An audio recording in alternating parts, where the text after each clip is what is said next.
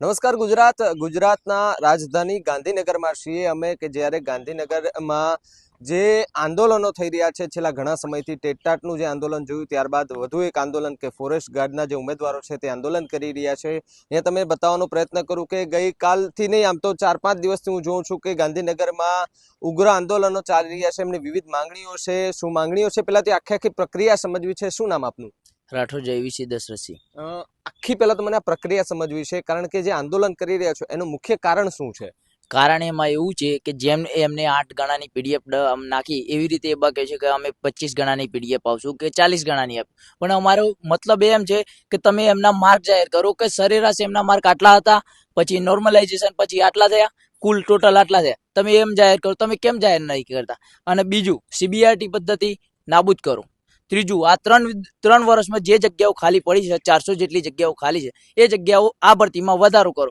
એટલે આ 1,70,000 જેટલા પાસ છે તો એમને મળે જગ્યાઓમાં વધારો થાય તો એ અમારી માંગ છે સીબીઆરટી પદ્ધતિ મતલબ એમાં શું હોઈ શકે શું હોય છે એમાં સીબીઆરટી પદ્ધતિ એટલે કોમ્પ્યુટર ઉપર આપણે પેપર આપવાનું હોય છે એના અંદર આ વખત 3 શિફ્ટમાં 48 પેપર લગભગ 1 મહિના જેટલી પરીક્ષા ચાલુ રહી હતી અને ઓનલાઈન પેપર હોય એટલે છબરડા થવાની વાતો થાય છે એના અંદર ખબર નથી કે કોનો નંબર ક્યાં આવ્યો ક્યાં છે એ કોઈ જ ખબર નથી હોતી અને પેપર હાર્ડ મીડિયમ નીકળતું હોય છે અને એના ઉપર ડાયરેક્ટ એમ કહે છે કે આ પેપર હાર્ડ હતું આ પેપર સહેલું હતું તો પેલા આટલા નોર્મલાઇઝેશન માર્ક કર્યા અમને આટલા કર્યા અમુકને 140 135 145 માર્ક્સ તો પણ નામ નથી તો અમારે કરવાનું શું અમારે નોર્મલાઇઝેશન નહીં થયું હોય એટલું 170 મેરિટ ગયું છે તો અમારે નોર્મલાઇઝેશન થયું નહીં હોય અને અમુકના 105 વાળા 90 વાળા 95 વાળા 110 વાળાના નામ છે તો અમને એ બતાવો કે 8 ગણા તમે આલ દીધા ડાયરેક્ટ નામ એની જગ્યાએ તમે એમના પેલા સરેરાશ માર્ક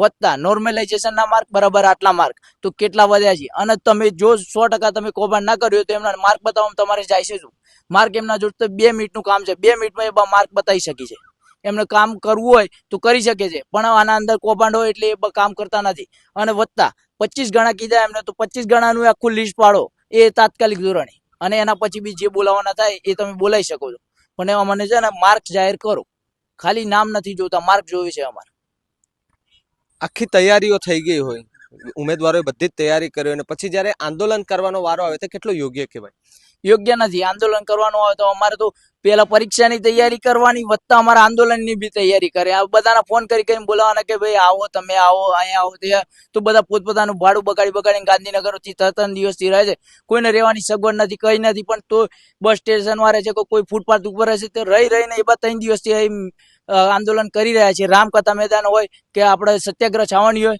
ત્યાં એ આંદોલન કરી રહ્યા છે તો એ કેટલું વ્યાજબી સરકાર આ યોગ્ય નથી આંદોલનની કોઈ અસર જોવા મળી અત્યાર સુધી આંદોલનની અસર જોવા મળી થોડી ઘણી આ સરકાર અમારા પાછળ પોલીસ લાઈને મૂકી દીધી કાલે અમારી જોડે બહુ ગેરવર્તણૂક કરી પોલીસ વાળાએ ડાયરેક્ટ સીધા ડબ્બામાં ગાલવા મળે કે ભાઈ આ અમને પકડો ને નાખો અને 2-3 જણના તો અમારે વાગ્યું છે એ વિડીયો પણ વાયરલ થયો છે તમે દેખ્યો હોય તો એ વિડીયો પણ વાયરલ થયો છે બીજા બેન છે બેન શું નામ આપનું જ્યોતિ મલ્હોત્રા ક્યાંથી આવો છો આપ સાબરકાંઠા હિંમતનગર અને અહીંયા જ રહેવાનું ગાંધીનગર અત્યારે જે આખી પ્રક્રિયા છે જે સીબીઆરટી પદ્ધતિથી લઈ અને આખી જે ભરતી પ્રક્રિયા છે તેને લઈને જે આંદોલન કરી રહ્યા છો તે આંદોલન પછી જ્યારે જે પોલીસ જ્યારે અટકાયત કરવા આવે છે અને એ બધું આખું પ્રકરણ થાય છે પછી કોઈ માંગણી સ્વીકારાતી નથી તો પછી હવે આગળનું પ્લાનિંગ શું છે તમારું આ રીતે જ બસ આંદોલન ચાલુ રહે હમણાં તો બસ એવું જ શું માંગણીઓ છે છેલ્લે તમારી કંઈ નહીં 8%નું લિસ્ટ પહેલાં તો તમે જાહેર કરો માર્ક સાથે એના પછી તમે 25 ગણા કહો છો વચ્ચે કે 40 ગણાની માંગ ચાલે છે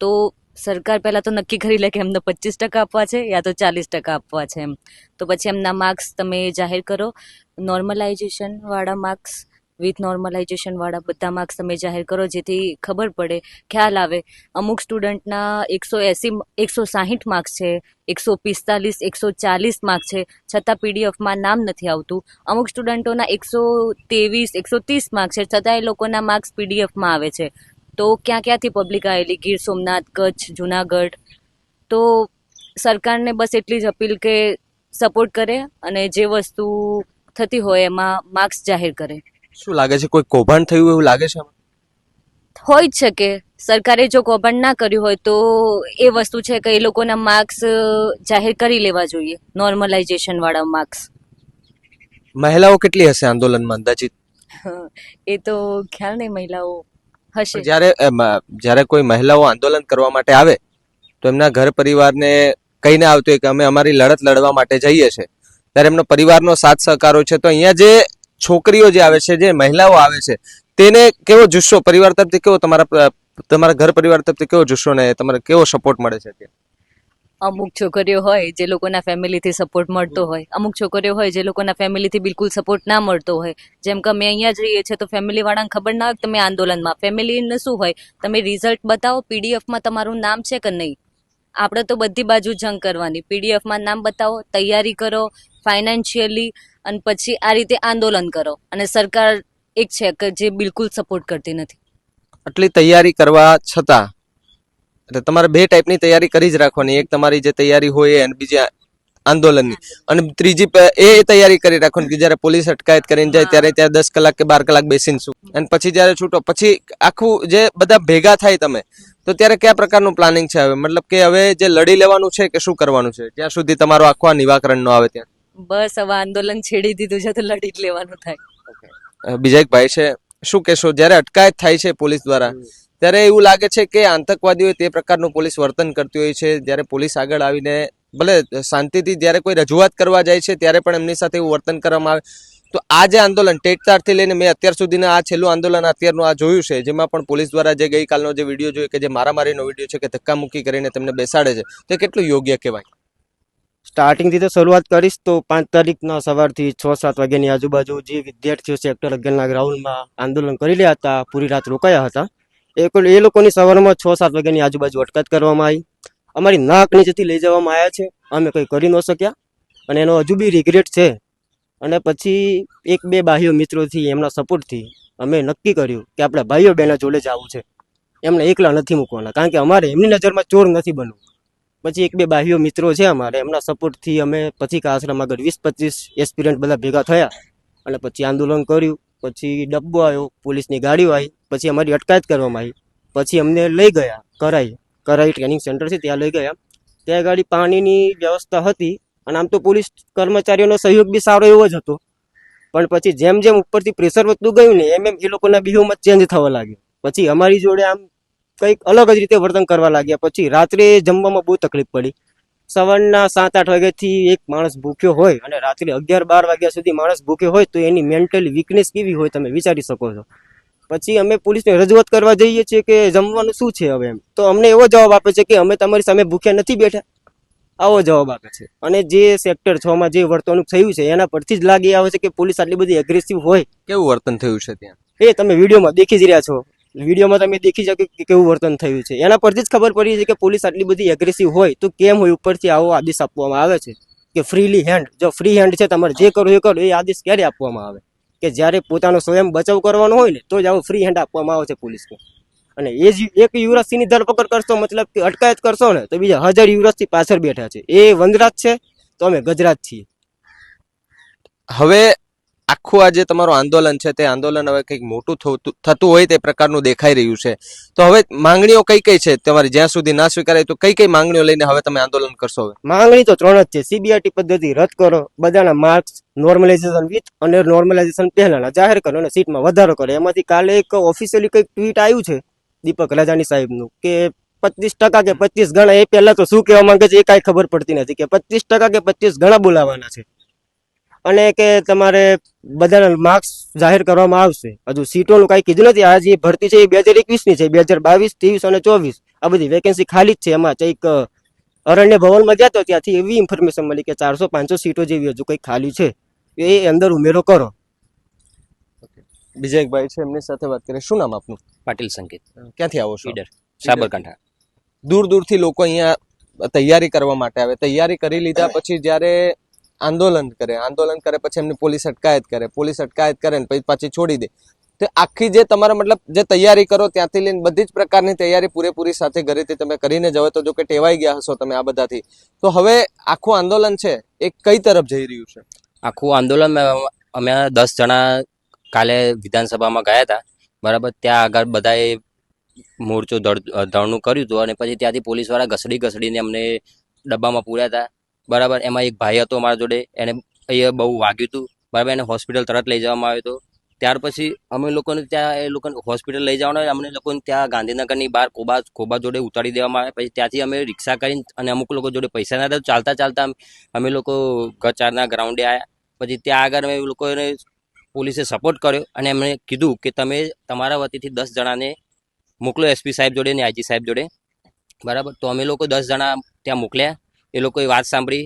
પછી અમન લોકોને એ લોકોએ એક સ્થળ આપ્યું, સત્યાગ્રહ છાવણી, કે તમે લોકો ત્યાં શાંતિથી બેસી શકો, બરાબર. તમે શાંતિથી તમારું આંદોલન ચાલુ રાખી શકો જ્યાં સુધી તમારા 10 વ્યક્તિઓ અંદર ગયા છે એ તમારી વાત અંદર મૂકીને આવશે, પછી તમે નિર્ણય લઈ શકશો. પછી 10 જણા અમે બેઠા બધા, લગભગ 5-6 વાગી ગયા હતા.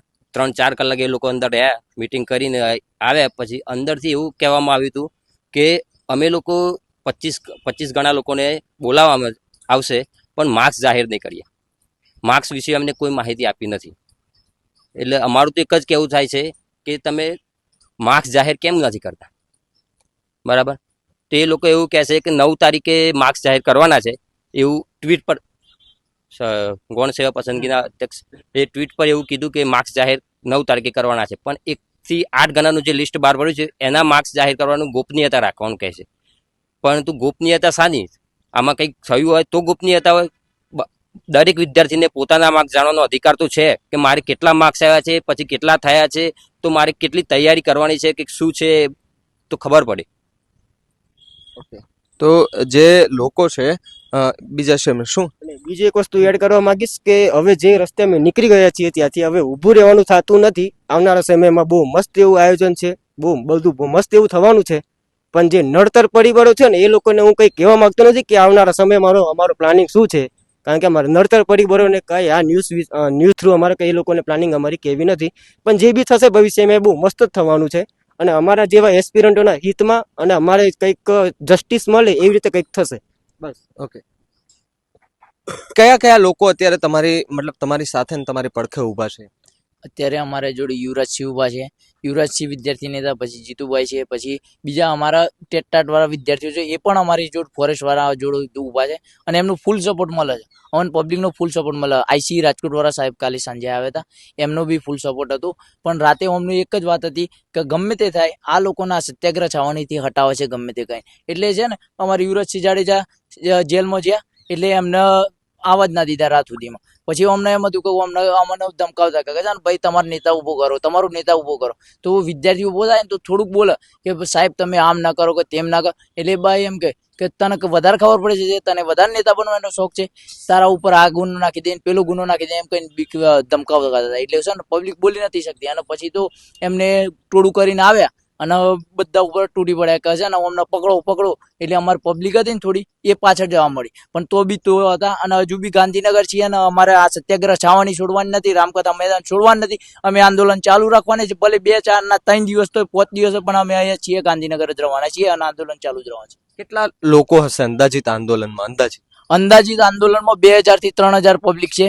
અને આંદોલનમાં બીજા તો હજુ પાલનપુર, સુરેન્દ્રનગર, રાજકોટ, જુનાગઢ બધા આવવા તૈયાર છે. આજે સવારે બસમાં અમારા ગ્રુપમાં મેસેજ આવ્યો કે અમે બસમાં બેસી ગયા છે, અમે આવીએ છીએ, તમે લોકો ત્યાં જ રહેજો. અને અહીંથી કોઈ કાલ રાતે પણ નહીં ગયું. કાલ રાતે પોલીસ વાળાનું જે વર્તન લાગ્યું ને ગેરવર્તન, તો પણ કોઈ નહીં થયું. બધા ગાંધીનગર છે, કોઈ ગાંધીનગર છોડવા માંગતું નથી.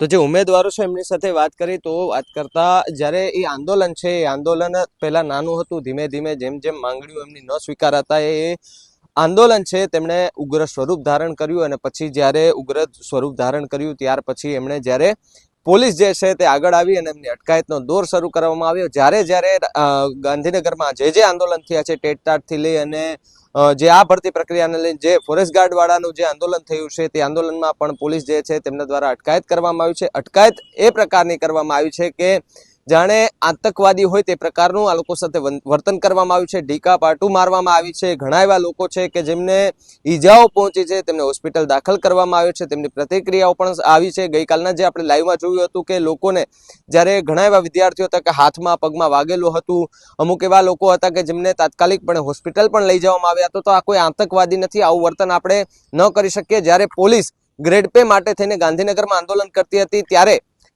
જો તમારી સાથે કોઈ આવું વર્તન કર્યું તો તમે શું આમને સાખી લેત ખરા? કે તમે આમને સહન કરત ખરા? તો આ તો ઉમેદવારો છે, એક કહેવાય ને કે આ ઉમેદવારો છે, તો ઉમેદવારો એમની માંગણીઓ લઈને આવે છે. આ તો એવું થયું છે કે કોઈ પણ જગ્યાએ ખાલી માઇનોરિટી માટે આપણે એક રજૂઆત કરવા માટે જઈએ તો પણ અટકાયત થઈ જાય છે. તો આ લોકો તો આંદોલન કરી રહ્યા છે પોતાની માંગણી અને એક સત્ય અને નિષ્ઠાથી આ લોકો આંદોલન કરી રહ્યા છે. તો આંદોલન કરનારા લોકો સાથે આવો વ્યવહાર કેમ, એ પણ મોટો સવાલ છે. નમસ્કાર.